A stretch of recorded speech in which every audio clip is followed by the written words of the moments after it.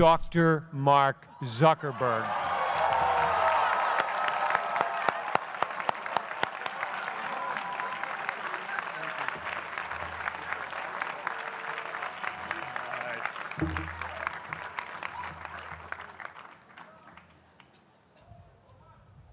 I love this place.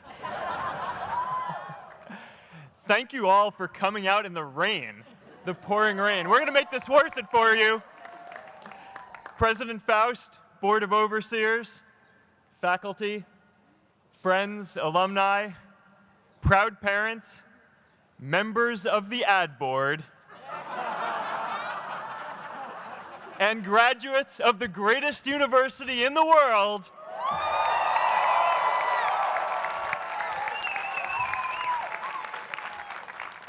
I am honored to be here with you today because, let's face it, you accomplished something I never could. If I get through this speech today, it'll be the first time I actually finish something here at Harvard. Class of 2017, congratulations.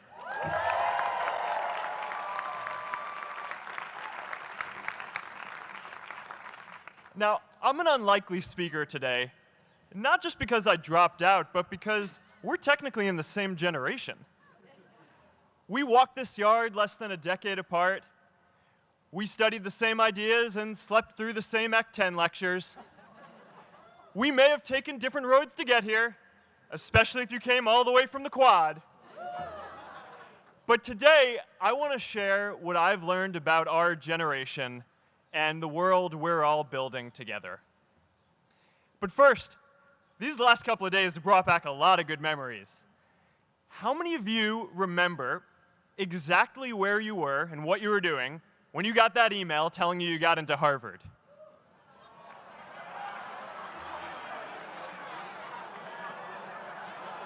I was playing the video game Civilization, and I ran downstairs and got my dad, and for some reason, his first reaction was to video me opening the email. That could have been a really, really sad video.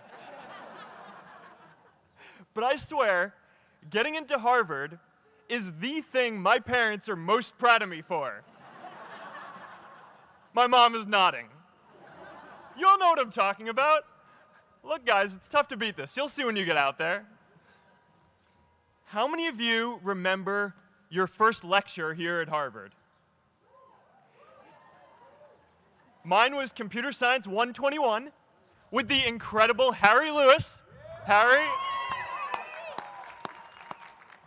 I was running late for class, so I threw on a t-shirt, and I didn't realize until afterwards that I put it on inside out and backwards, and my tag was sticking out the front. I couldn't figure out why no one in class would talk to me. Except for this one guy, KX Jin. He just went with it. We started doing our problem sets together, and now he runs a big part of Facebook. And that, class of 2017, is why you should be nice to people.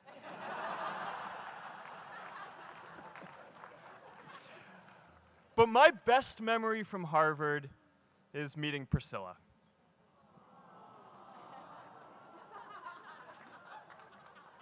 I had just launched this prank website, FaceMash, and the ad board wanted to see me. Everyone thought I was going to get kicked out. My parents drove up here to help me pack my stuff. My friends threw me a going-away party.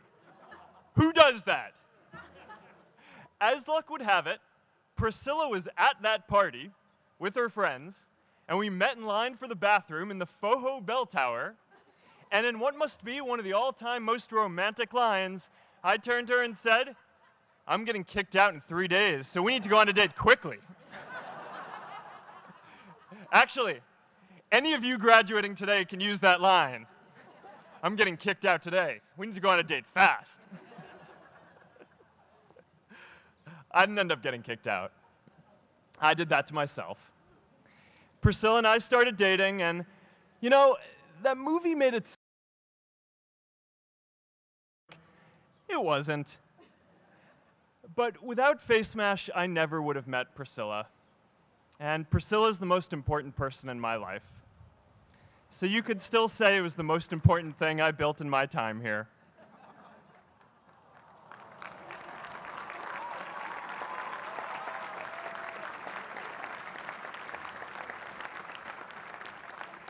We have all started lifelong friendships here, and some of us even families.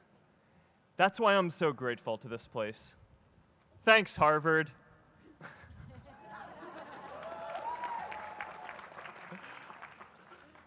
Today, I want to talk about purpose.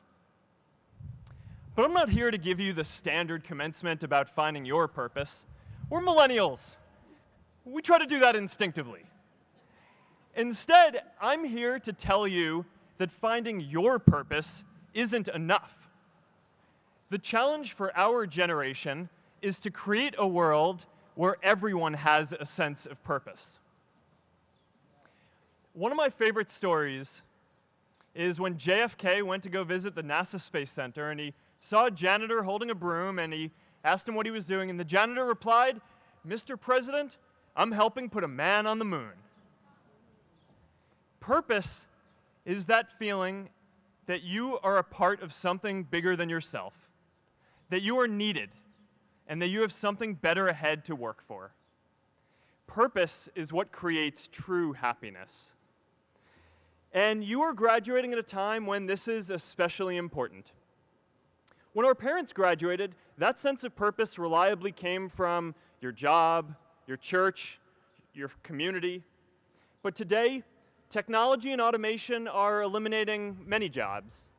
Membership in a lot of communities has been declining, and a lot of people are feeling disconnected and depressed and are trying to fill a void in their lives. As I've traveled around, I've sat with children in juvenile detention and opioid addicts who've told me that maybe their lives would have turned out differently if they just had something to do, an after-school program or somewhere to go. I've met factory workers who know their old jobs aren't coming back and are just trying to find their path ahead. For our society to keep moving forward, we have a generational challenge to not only create new jobs, but create a renewed sense of purpose. I remember that night I launched Facebook from that little dorm in Kirkland House. I went to Noakes with my friend KX, and I remember telling him clearly that I was excited to help connect the Harvard community, but one day someone would connect the whole world. The thing is, it never even occurred to me that that someone might be us. We were just college kids. We didn't know anything about that. There were all these great big technology companies with all these resources, and I just assumed one of them would do it. But this idea was so clear to us that all people want to connect. So we just kept working on it, day after day after day. And I know that a lot of you are going to have your own stories just like this. A change in the world that seems so clear that you are sure someone else is going to do it. But they're not. You will. But it's not enough to have that purpose yourself. You also have to create a sense of purpose for others. And I found that out the hard way. You see, my hope was never to build a company. I wanted to have an impact. And as all these people started joining us, I just assumed that that's what they wanted to do too. So I never took the time to explain what it was that I hoped we'd build. A couple years in, some big companies wanted to buy us. I didn't want to sell. I wanted to see if we could connect more people. And we were building the first version of Newsfeed at the time, and I thought, if we could just launch this, it could change how we all learn about the world. Nearly everyone else wanted to sell. Without a sense of higher purpose, this was their startup dream come true, and it tore our company apart. After one particularly tense argument, one of my close advisors told me if I didn't agree to sell the company right now, I would regret that decision for the rest of my life. Relationships were so frayed that within a year or so, every single person on our management team was gone. That was my hardest time leading Facebook. I believed in what we were doing, but I felt alone. And worse, it was my fault.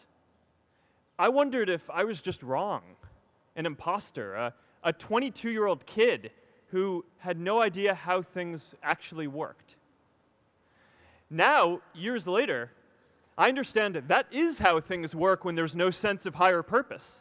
So it's up to all of us to create it so we can all keep moving forward together. And today, I want to talk about 3 ways that we can create a world where everyone has a sense of purpose. By taking on big, meaningful projects together. By redefining equality so everyone has the freedom to pursue their purpose. And by building community all across the world. So first, let's take on big, meaningful projects. Our generation is going to have to deal with tens of millions of jobs replaced by automation like self-driving cars and trucks. But we have the potential to do so much more than that. Every generation has its defining works. More than 300,000 people worked to put that man on the moon, including that janitor. Millions of volunteers immunized children around the world against polio, and millions of more people built the Hoover Dam and other great projects. And now it's our generation's turn to do great things. Now I know, maybe you're thinking, I don't know how to build a dam. I don't know how to get 1 million people involved in anything. Well, let me tell you a secret. No one does when they begin. Ideas don't come out fully formed. They only become clear as you work on them. You just have to get started. If I had to know everything about connecting people before I got started, I never would have built Facebook. Movies and pop culture just get this all wrong. The idea of a single eureka moment is a dangerous lie. It makes us feel inadequate because we feel like we haven't had ours yet. And it prevents people with seeds of good ideas from ever getting started in the first place. Oh, and you know what else movies get wrong about innovation? No one writes math formulas on glass, okay? All right? That's not a thing, okay?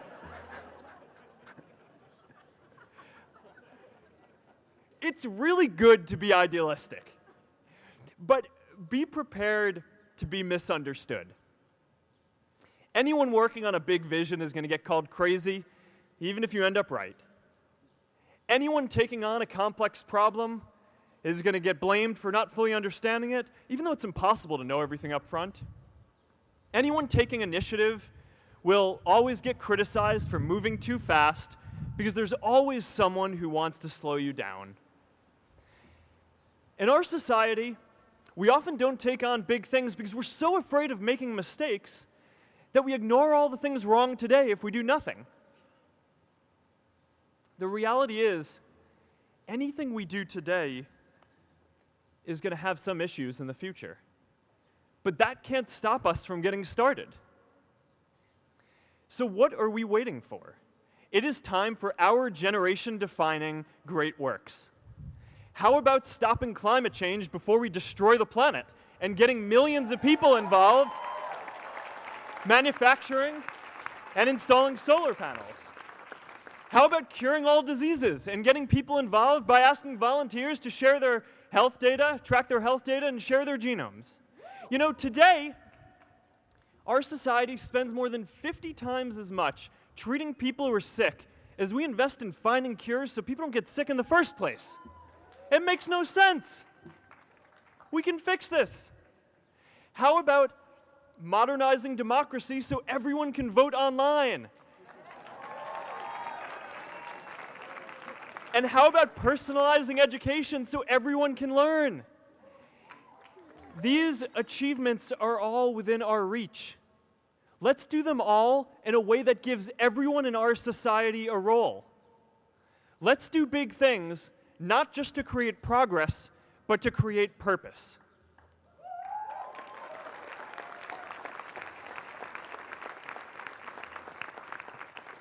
So taking on big, meaningful projects together is the first thing we can do to create a world where everyone has a sense of purpose. The second is redefining our idea of equality so everyone has the freedom to pursue their purpose. Now, many of our parents had stable jobs throughout their careers, but in our generation, we're all a little entrepreneurial, whether we're starting our own projects or finding our role in another one. And that's great, because our culture of entrepreneurship is how we create so much progress. An entrepreneurial culture thrives when it is easy to try lots of new ideas. Facebook wasn't the first thing I built. I also built chat systems and games, study tools and music players, and I'm not alone. J.K. Rowling got rejected 12 times before she finally wrote and published Harry Potter. Even Beyoncé had to make hundreds of songs to get Halo. The greatest successes come from having the freedom to fail. Now, today, we have a level of wealth inequality that hurts everyone. When you don't have the freedom to take your idea and turn it into a historic enterprise, we all lose. And right now, today, our society is way over-indexed on rewarding people when they're successful, and we don't do nearly enough to make sure that everyone can take lots of different shots. Now, let's face it. There is something wrong with our system when I can leave here and make billions of dollars in 10 years, while millions of students can't even afford to pay off their loans, let alone start a business.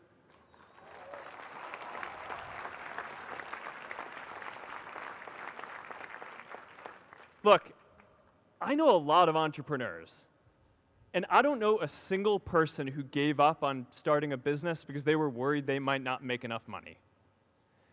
But I know too many people who haven't had the chance to pursue their dreams because they didn't have a cushion to fall back on if they failed.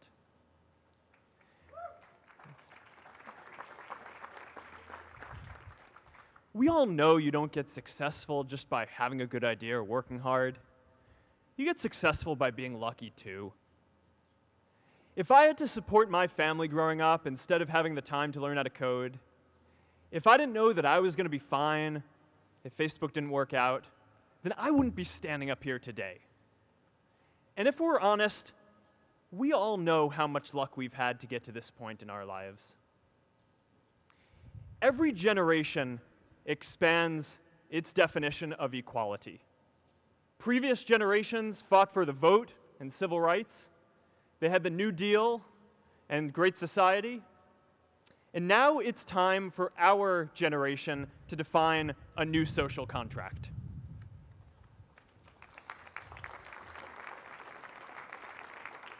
We should have a society that measures progress not just by economic metrics like GDP, but by how many of us have a role we find meaningful. We should explore ideas like universal basic income to make sure that everyone has a cushion to try new ideas. We're all going to change jobs and roles many times, so we need affordable childcare to get to work and healthcare that's not tied to just one employer. And we're all going to make mistakes. So we need a society that's less focused on locking us up and stigmatizing us when we do. And as our technology keeps on evolving, we need a society that is more focused on providing continuous education through our lives.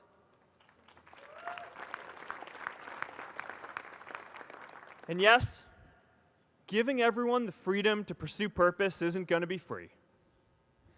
People like me should pay for it. And a lot of you are going to do really well, and you should too.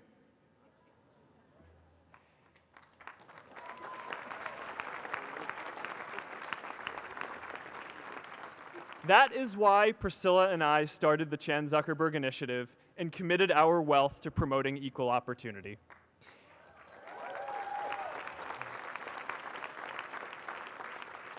These are the values of our whole generation. It was never a question of if we were going to do this. The only question was when. Millennials are already one of the most charitable generations in history.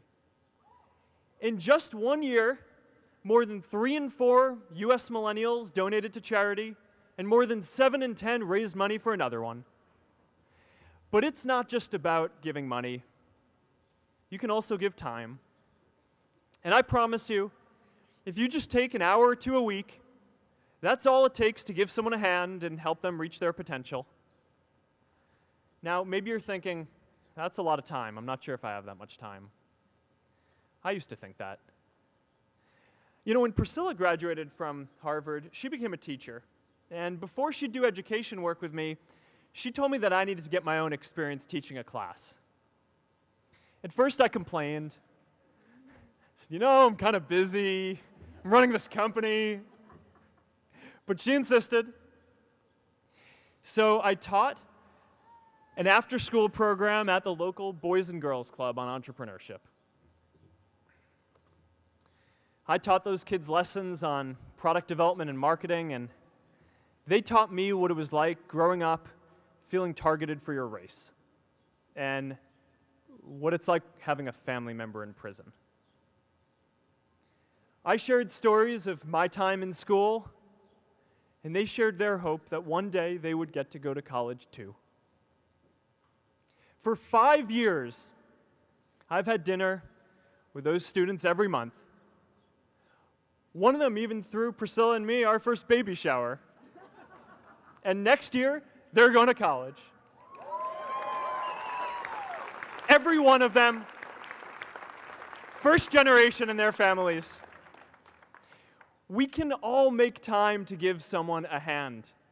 Let's give everyone the freedom to pursue purpose, not just because it's the right thing to do, but because when more people can turn their dreams into something great, we are all better for it.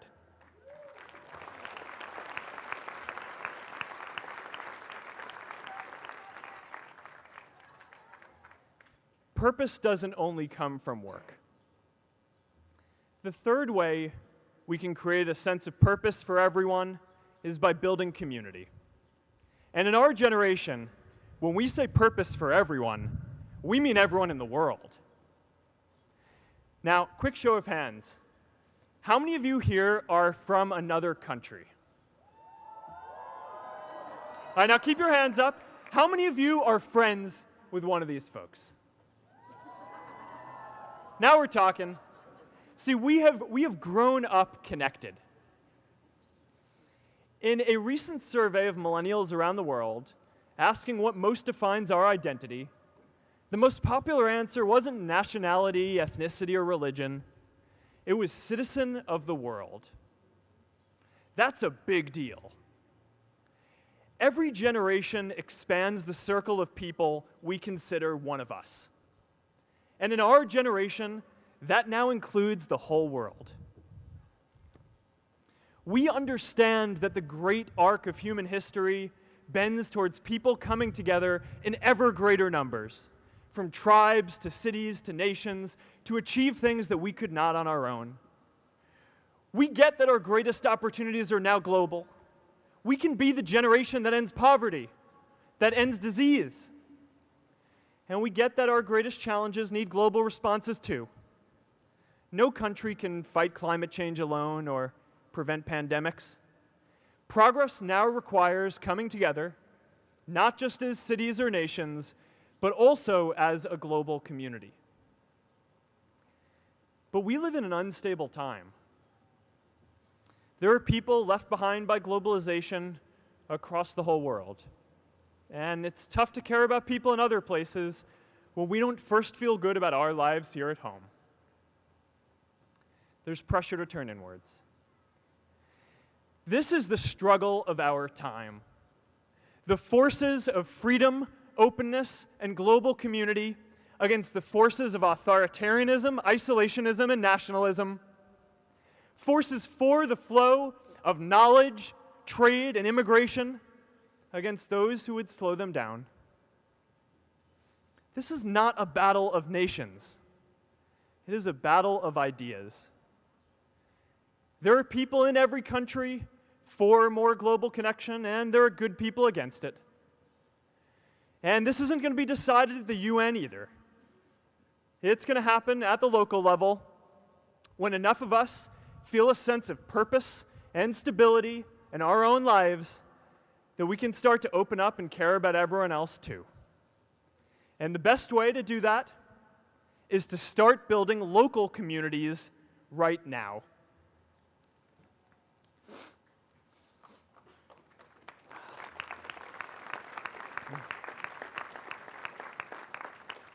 Whether our communities are houses or sports teams, churches or a cappella groups, they give us that sense that we are a part of something bigger, that we are not alone. They give us the strength to expand our horizons. And that's why it's so striking that over the past few decades, membership in all kinds of communities has declined by as much as 1/4. That's a lot of people who now need to find a sense of purpose somewhere else. But I know that we can rebuild these communities and start new ones because many of you already are. I met Agnes Agoye, who's graduating today. Agnes, where are you?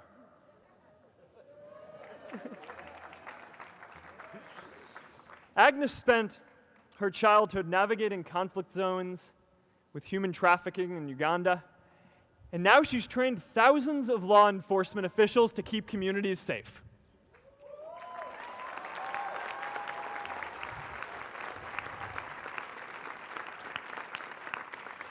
I met Kayla Oakley and Neha Jain. We're graduating today too. Stand up, guys.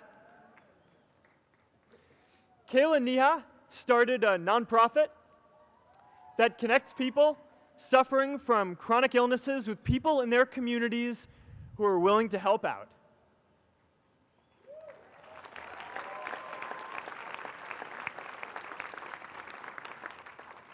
And I met David Razu Aznar, who's graduating from the Kennedy School today. David, stand up.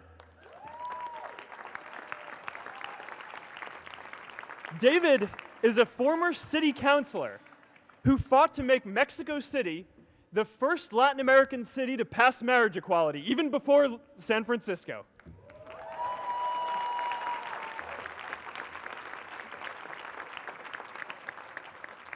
And this is my story too. A student in a dorm, connecting one community at a time, and keeping at it until one day we can connect the whole world. Change starts local. Even global change starts small with people like us. In our generation, the struggle of whether we connect more, whether we achieve our greatest opportunities, comes down to this: your ability to build communities and create a world where every single person has a sense of purpose.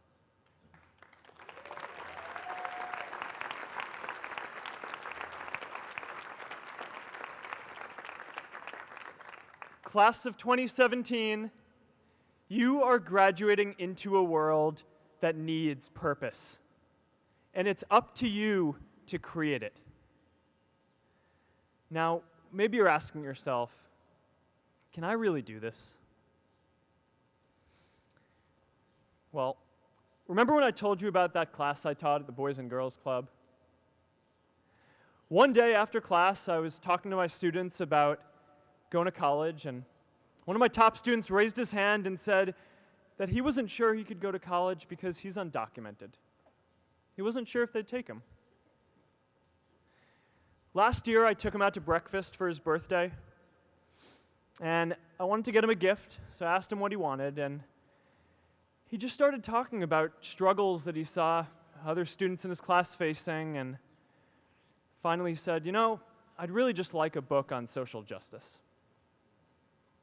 I was blown away. Here is a young guy who has every reason to be cynical. He wasn't sure if the country he calls home, the only one he's known, was going to deny him his dream of going to college. But he wasn't feeling sorry for himself. He wasn't even thinking of himself. He has a greater sense of purpose, and he's going to bring people along with him. It says something about our situation today that I can't even say his name because I don't want to put him at risk. But if a high school senior who doesn't know what the future holds for him can do his part to move the world forward, then we owe it to the world to do our part too.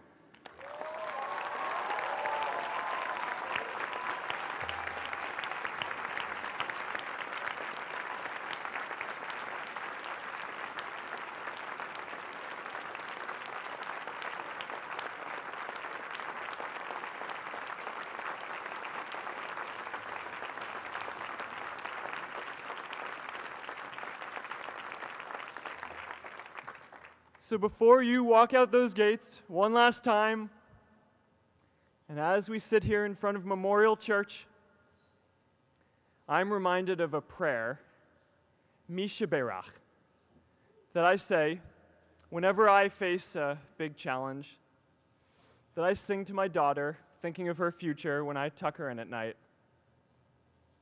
And it goes, "May the source of strength, who's blessed the ones before us, help us find the courage to make our lives a blessing."